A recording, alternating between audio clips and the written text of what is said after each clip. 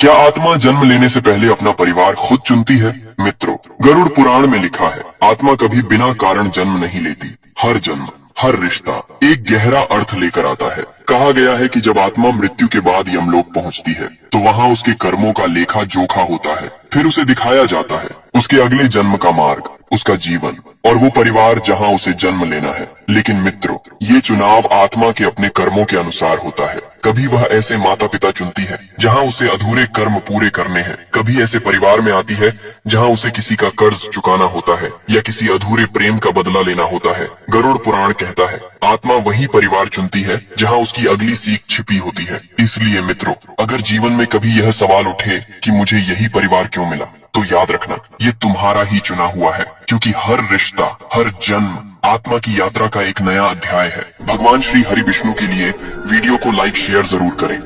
क्या आत्मा पुनर्जन्म से पहले अपने पिछले जीवन को याद रखती है? मित्रों, गरुड़ पुराण में लिखा है, जब किसी व्यक्ति की मृत्यु होती है तो आत्मा तुरंत अपने पिछले जीवन की सारी तस्वीरें देखती है। वो हर खुशी, हर दुख, हर रिश्ता, हर गलती, सब एक पल में उसके सामने आ जाता है, जैसे कोई पुरानी फिल्म चल रही हो। उस वक्त आत्मा समझ जाती है कहाँ उसने किसी का दिल तोड़ा, कहाँ उसने किसी को सच्चा प्रेम दिया और कहाँ उसने अपने कर्मों से दूसरों को दुख पहुंचाया। वो रोती है, पश्चाताप करती है, क्योंकि तब उसे सच्चाई का एहसास होता है। लेकिन मित्रों, जब आत्मा नया जन्म लेने जाती है तो भगवान उसे वरदान देते हैं, भूलने का वरदान। क्योंकि अगर आत्मा सब याद रखे तो वो नया जीवन कभी जी नहीं पाएगी। वो अपने पुराने दर्द, पुराने रिश्तों में ही उलझी रह जाएगी। इसीलिए भगवान कहते हैं, नए जीवन की शुरुआत तभी होगी जब पुराना अध्याय पीछे छोड़ दिया जाए। मित्रों, हर जन्म एक सब्सक्राइब जरूर करें और वीडियो अंत तक देखें। गरुड़ पुराण के अनुसार जब किसी आत्मा को धरती पर जन्म दिया जाता है, उसी पल उसके जीवन की एक समय सीमा भी तय हो जाती है।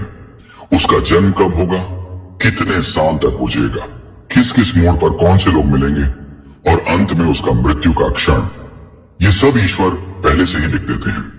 ये समय तय होता है उस आत्मा के पूर्व जन्म के कर्म और इस जन्म में पूरे होने वाले संस्कारों के आधार पर।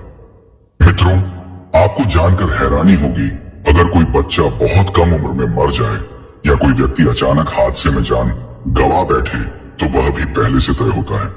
कभी कभी हमें लगता है ये तो अचानक हो गया, लेकिन ईश्वर की किताब में कुछ भी अचानक नहीं होता।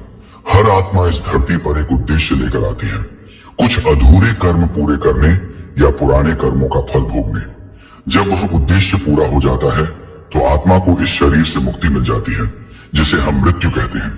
इसीलिए गरुड़ पुराण कहता है, मृत्यु कोई दंड नहीं, यह आत्मा की यात्रा का एक जरूरी पड़ाव है।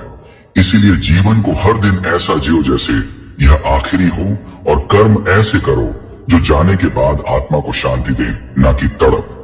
भगवान श्री हरि विष्णु के लिए वीडियो को लाइक शेयर जरूर करें।